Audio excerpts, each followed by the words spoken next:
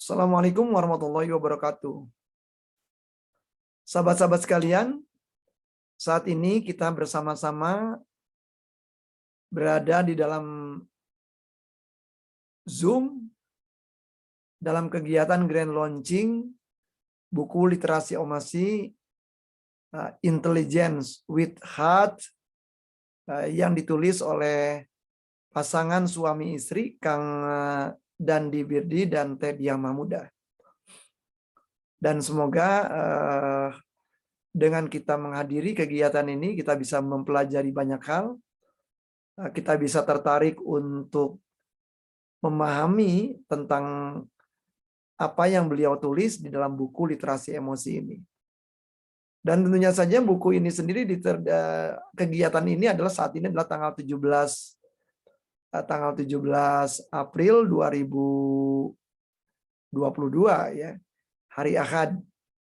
Dan ini menjadi menarik juga bahwa kegiatan Grand Launching buku ini juga dikaitkan dengan Ramadan. Di mana kegiatan Ramadan ini sendiri adalah antara lain kita diajarkan juga untuk menahan emosi kita. Memastikan bahwa emosi-emosi yang tampil itu adalah emosi-emosi yang sudah terpilih. Dan kemudian juga kita dilatih juga untuk mengenali emosi-emosi kita. Dan kemudian juga adalah memilih cara berespon yang terbaik berdasarkan situasi-situasi yang kita temui. Sahabat sekalian, buku ini adalah wajib kita sambut dengan gembira ya, karena buku dalam bahasa Indonesia yang berbicara tentang literasi emosi ini boleh dikatakan sangat langka.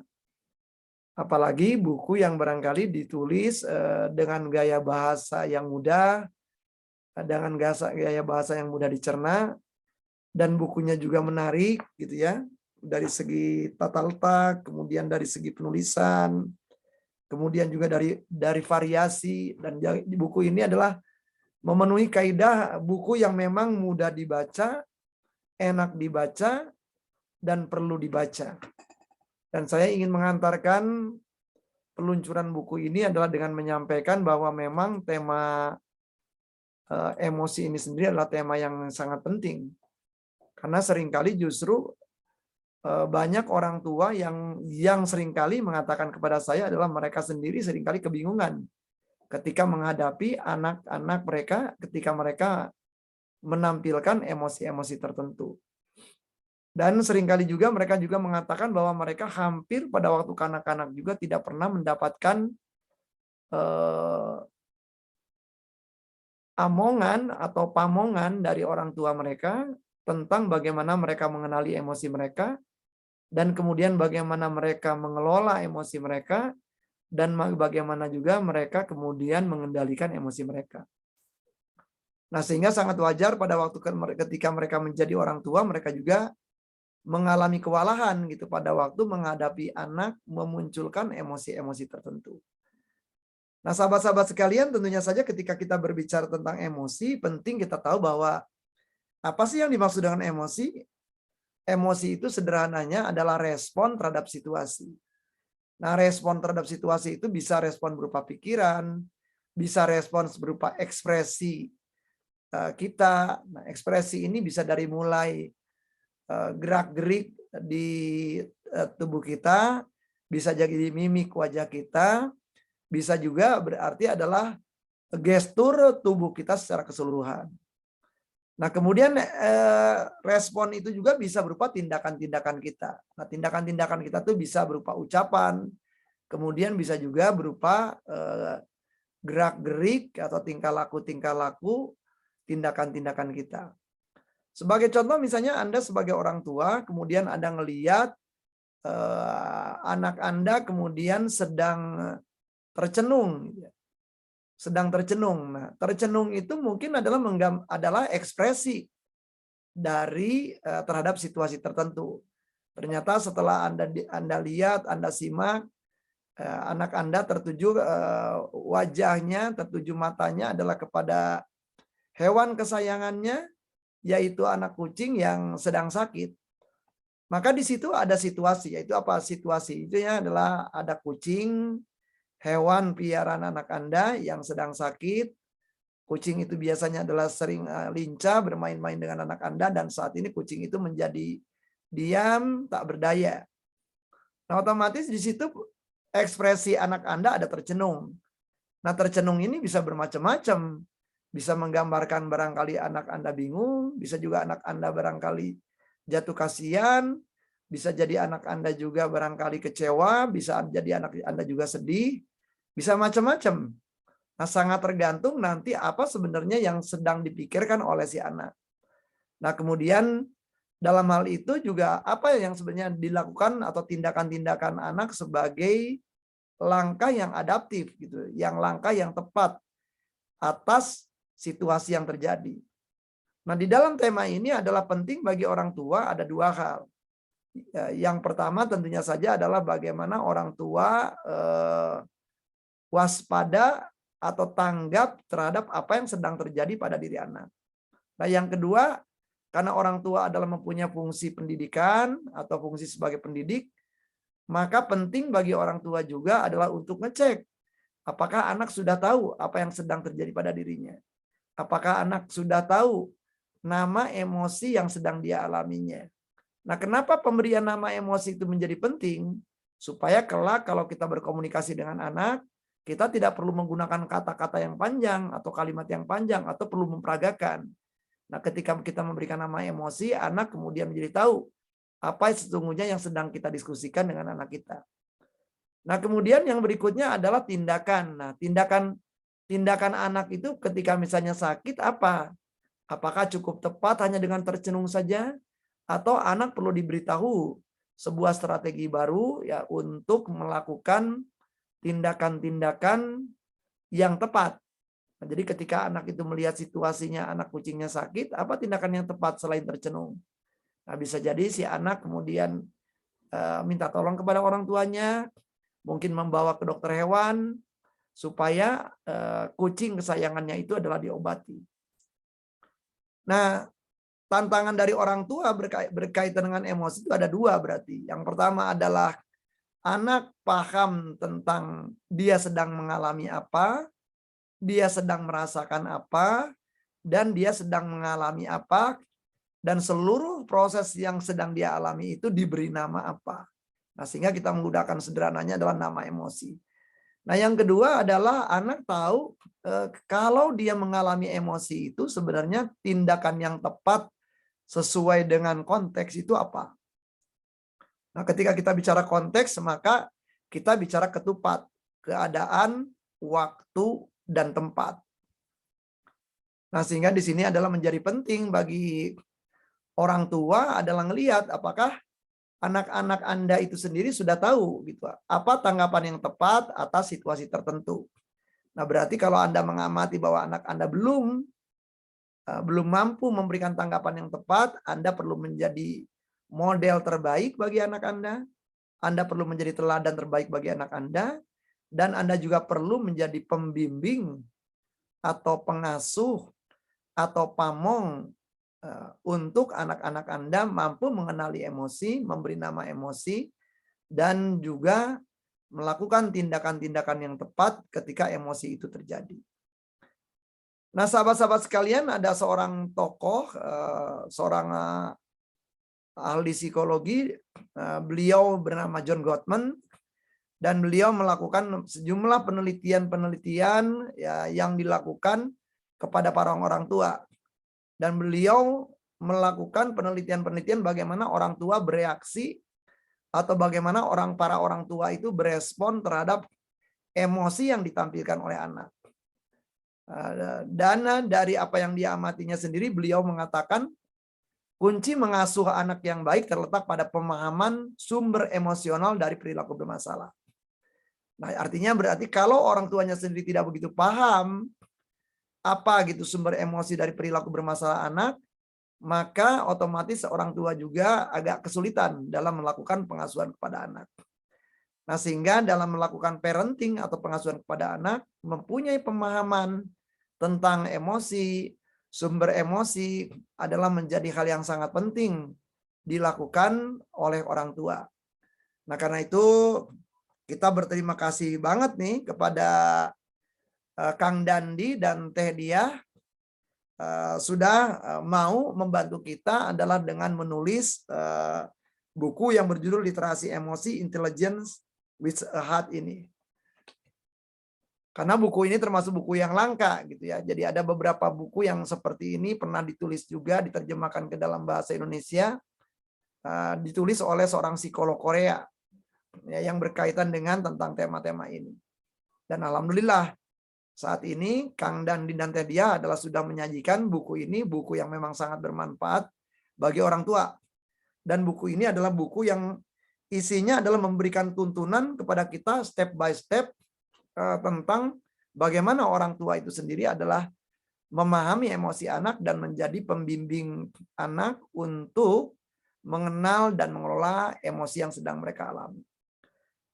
Sahabat-sahabat sekalian, John Gottman ini dalam penelitiannya menyatakan memberitahukan bahwa apa manfaat mengajarkan anak memahami dan mengatur emosi. Sehingga sebenarnya manfaat yang pertama adalah membantu anak-anak itu berhasil dalam hidup dengan berbagai cara yang berbeda. Nah, kita tahu bahwa anak kita itu akan menghadapi masa yang akan berbeda dengan zaman kita, dan tentunya saja adalah keberhasilan mereka adalah sangat tergantung dari kemampuan mereka mengelola emosi mereka dan mengatur emosi mereka, dan kemampuan mereka juga memahami emosi orang lain atau empati terhadap emosi orang lain, dan bagaimana bereaksi yang tepat atau berespon yang tepat atas emosi orang lain yang mereka temui. Nah, kemudian juga dengan memahami dan mengatur emosi ini, mereka lebih percaya diri, kemudian mereka dapat tampil lebih baik dalam situasi sosial dan akademik, dan ketika mereka mampu mengelola emosi dengan tepat juga, mereka mampu menjadi lebih sehat secara fisik. Nah, tentunya saja pasti kita menginginkan gitu ya, anak-anak kita itu berhasil dalam hidup. Pasti kita menginginkan anak-anak kita tuh lebih percaya diri. Pasti kita menginginkan anak kita tampil lebih baik dalam situasi sosial dan akademik. Dan pasti semua orang tua, semua pengasuh ingin anak-anaknya menjadi lebih sehat secara fisik. Nah, karena itu buku ini perlu kita sambut dengan gembira. Sahabat-sahabat sekalian, dalam penelitiannya John Gottman itu sendiri melihat ada 4 pola pengasuhan emosi yang dilakukan oleh orang tua ya, atau oleh pengasuh kepada anak, dan itu didasari yang pertama, apakah emosi itu mendapatkan perhatian atau tidak mendapatkan perhatian, apakah kemudian anak-anak itu diberi batasan perilaku atau dilepas tanpa ada batasan. Nah, sehingga dari 2 hal ini maka berarti ada emosi itu yang diperhatikan atau ada emosi yang tidak diperhatikan. Ada perilakunya yang diberi batasan, ada yang perilakunya tidak diberi batasan. Nah, sehingga akan ada 4 ya gaya atau 4 pola pengasuhan emosi. Ada yang dinamakan emotion dismissing, ada yang dinamakan emotion disapproving, ada yang dinamakan laissez-faire, dan ada yang dinamakan emotion coaching. Nah, tentunya saja kalau kita lihat emotion dismissing itu berarti adalah ya emosinya tidak diperhatikan, ya kemudian juga tidak ada batasan dalam berperilaku. Ya, kemudian juga kemudian ada yang namanya emotion disapproving, berarti emosinya nggak begitu kurang mendapatkan perhatian, sementara pada saat yang sama adalah batasan perilaku sangat ketat. Kemudian ada yang emosinya diberi perhatian, tetapi batasan perilakunya adalah sangat rendah, itu namanya laissez-faire. Nah, tentunya saja dalam penelitian Gottman ini, yang baik adalah orang tua yang memberi perhatian kepada emosi yang terjadi, dan pada saat yang sama juga orang tua mengajarkan kepada anak bahwa ada batasan-batasan perilaku yang perlu diikuti, perlu ditaati oleh anak. Nah, dan mari kita mempelajari apa yang disampaikan oleh Gottman ini, dan ini adalah bisa menjadi pengantar kepada karya yang ditulis oleh Kang Dandi dan Teh Diah Mahmudah. Sahabat-sahabat sekalian, ada yang dinamakan dismissing parent.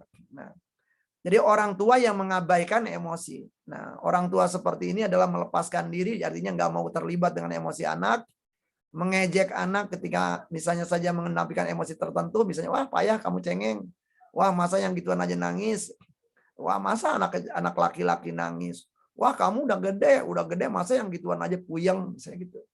Atau mengekang semua emosi negatif. Jadi ketika ada emosi-emosi yang negatif yang ditampilkan anak, gitu ya, kemudian orang tua itu menahan, kemudian juga orang tua itu seakan-akan adalah melarang gitu anak untuk melakukan itu. Kemudian orang tua juga merasakan ketidakpastian dan ketakutan bahwa kalau anak itu dibiarkan emosi, maka anak itu merasa di luar kendali. Nah, seringkali orang tua menggunakan teknik pengalihan perhatian. Nah, misalnya saja ada orang tua yang misalnya mengatakan, itu tuh lihat tuh. Dia tuh di atas ada cicak, dia tuh ada cicak. Itu tuh ada kakak tuh lempar bola, kakak lempar bola. Nah, misalnya begitu. Pada saat itu sebenarnya anak nangis misalnya. Kemudian merasa bahwa orang tua ini kalau emosi-emosi seperti itu adalah beracun atau tidak sehat. Kemudian menggunakan berlalunya waktu sebagai obat untuk semua pengganti pemecahan masalah. Jadi di dalam dismissing parent ini adalah orang tua mengabaikan emosi, orang tua kemudian tidak sama sekali tidak memandang emosi itu penting, orang tua tidak mengajarkan apapun berkaitan dengan tema-tema emosi ini. Nah, apa efeknya dari dismissing parent adalah anak belajar bahwa ada yang salah dengan dirinya. Kemudian anak tidak dapat mengatur emosinya. Kemudian anak merasakan bahwa apa yang dirasakannya itu tidak sesuai, tidak benar, dan tidak normal. Sehingga ujung-ujungnya adalah berujung kepada anak mengalami kegamangan gitu dalam berperilaku dengan orang lain. Nah, sahabat-sahabat sekalian, yang berikutnya ada yang namanya disapproving parent. Nah, jadi disapproving ini di sini adalah orang tua tidak menyetujui ya apapun yang ditampilkan oleh anak. Sehingga di sini adalah orang tua menghakimi dan kritis, orang tua ingin mengendalikan ketika anak menampilkan emosi tertentu. Orang tua itu manipulatif, orang tua itu menunjukkan sosok yang berwibawa. Orang tua terlalu peduli dengan kedisiplinan anak, bahkan menghukum anak ya pada waktu anak sedang menampilkan emosi-emosi tertentu. Dan orang tua juga tidak peduli dengan makna ekspresi emosi anak. Nah, efek yang ditimbulkan persis ya seperti pada dismissing parent tadi. Nah, kemudian ada yang namanya laissez-faire. Nah, laissez-faire ini adalah sangat permisif. Artinya orang tua adalah sangat memberikan kesempatan anak itu untuk menampilkan emosinya. Nah, akan tetapi orang tua tidak memberikan batasan. Orang tua tidak memberikan panduan tentang pemecahan masalah. Orang tua juga tidak memberikan panduan untuk memahami apa yang sedang terjadi pada diri anak. Dan orang tua kemudian tidak memberikan batasan tentang bahwa perilaku ini sampai batas mana bisa diterima dan perilaku mana yang barangkali harusnya adalah sudah tidak boleh itu ditampilkan. Nah, kemudian seringkali mendorong terjadinya penyingkiran emosi sampai emosi tersebut hilang dan tidak terlihat ditampilkan pada diri anak. Nah, apa gara-gara laissez-faire ini adalah efeknya anak-anak tidak dapat berkonsentrasi. Ya karena anak terlalu fokus kepada emosinya, maka anak tidak dapat bergaul dengan orang lain, anak tidak dapat menjalin persahabatan, dan anak tidak dapat mengatur emosi mereka dengan cara yang sehat. Nah, kemudian ada yang namanya emotion coaching. Nah, emotion coaching itu berarti Anda peduli ya terhadap emosi-emosi yang dialami oleh anak Anda. Anda kemudian mengajarkan nama emosi yang sedang dialami oleh anak Anda. Dan pada saat yang sama Anda kasih tahu juga batasan perilaku, mana yang boleh dan mana yang tidak boleh berkaitan dengan emosi itu. Nah, sehingga pada saat itu adalah Anda menjadi mengajarkan bagaimana anak Anda adalah mengenal emosinya, memberi nama emosinya, dan melakukan tindakan-tindakan yang tepat pada waktu emosi itu muncul ke permukaan. Nah, apa yang perlu dilakukan saat anak Anda menunjukkan emosi yang menantang? Nah, jadi pertama tentunya saja kadangkala anak kita misalnya ngambek, anak kita merajuk, anak kita misalnya tantrum. Nah, penting yang pertama adalah menunjukkan rasa hormat dan pengertian kepada anak Anda. di saat-saat ketika mereka merasa disalahpahami, merasa kesal atau frustrasi. Yang kedua, bicarakan perasaan mereka dengan mereka dan cobalah untuk memahami sumbernya. Saya pernah mengamati ada sebuah kejadian pada waktu itu saya berkunjung ke BIP ya, Bandung Indah Plaza. Di Bandung Indah Plaza itu di lobi itu ada anak yang kemudian awalnya tuh anak itu adalah dipaksa oleh ibunya dan udah uring-uringan sebenarnya sebelum dia menaiki tangga untuk masuk lobi itu. Dan si anak itu kemudian pada waktu pas di lobi di tempat sebuah pameran mobil, di situ anak itu kemudian menjadi uring-uringan dan menjadi ngambek gitu ya. Dan dia mengeluarkan nangis kemudian meronta-ronta di situ. Dan si ibu kemudian si ibu tetap tenang di situ. Dan si ibu kemudian membiarkan anak itu meronta-ronta, kemudian si ibu mengatakan, ibu tidak tahu apa yang sedang kamu alami, tetapi ibu ada di sini dan ibu ngelihat kamu meronta-ronta dan ibu merasa bahwa kamu nggak nyaman dan ibu akan berada di sini sampai kamu tenang. Mungkin kamu resah, mungkin kamu kecewa, mungkin kamu tidak nyaman, dan ibu berada di sini. Dan ibu akan menemani kamu. Dan kamu bisa mengabaikan apapun orang yang melihat pada kamu. Tetapi ibu akan menemani kamu sampai kamu tenang. Nah, beberapa detik kemudian anak itu tenang. Nah, sekarang kita pindah ke sebelah sana, di sana ada tempat duduk, kamu bisa bicara sama ibu. Apa sesungguhnya yang kamu inginkan? Ya, kita sudah berada di mall nih, kita sudah ada di Bandung Indah Plaza. Nah, apa yang kamu inginkan? Nah, berarti di dalam tema itu adalah bahwa si ibu ini mampu hormat, memberikan pengertian kepada si anak ini, kemudian juga mampu membicarakan perasaan-perasaan si anak, dan memahami sumbernya, sehingga si ibu adalah memberikan kesempatan ada dialog seperti itu.